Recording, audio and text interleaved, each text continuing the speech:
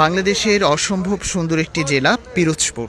এই মুহূর্তে আমি পিরোজপুর জেলার আটঘর এলাকার নৌকার হাটে আছি। বিশেষ করে প্রতি শুক্রবার সকালে এই নৌকার হাট বসে।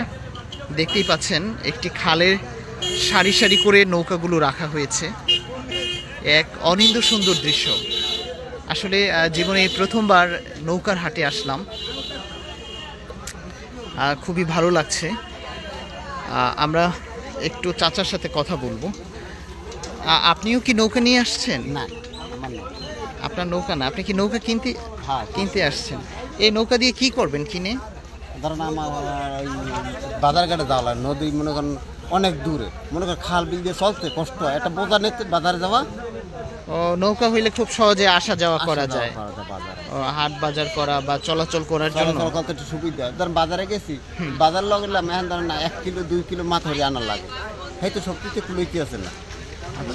তো ওই নদীতে বাজার করে নদীতে কোনো বাজার করে উঠেইলাম, আবার এই ঘর দুয়ারে নাও গিরিলাম, ঘরে উঠে বলছে মানে মূলত চলাচলের জন্য সহজ একটা মাধ্যম হচ্ছে এই নৌকা। হ্যাঁ। ধন্যবাদ চাচা। দেখেন কি সুন্দর দৃশ্য, আসলে এরকম দৃশ্য খুব কমই দেখা যায়। সারি সারি নৌকা সাজানো, রাস্তার দুপাশেও কিন্তু অনেক নৌকা দেখা যাচ্ছে।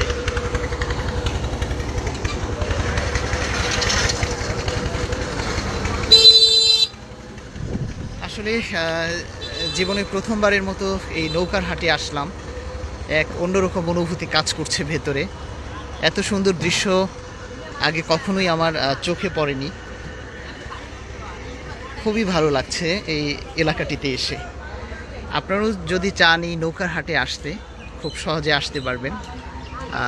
বরিশাল শহর থেকে বেগুনায় 60 টাকা ভাড়া নেয় এই জায়গাটিতে আসতে। এটি হচ্ছে পিরোজপুর জেলার আটঘর এলাকা, যেটি স্বরূপকাঠি থানায় পড়েছে।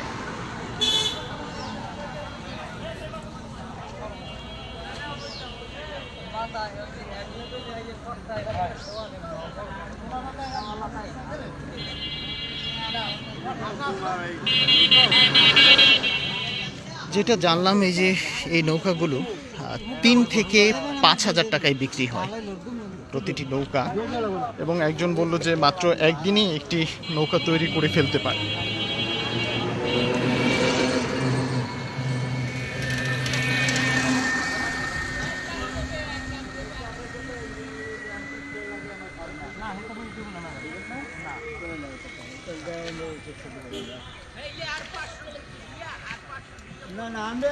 তো ভিউয়ার্স, সুন্দর এই নৌকার হাট থেকে বিদায় নিচ্ছি।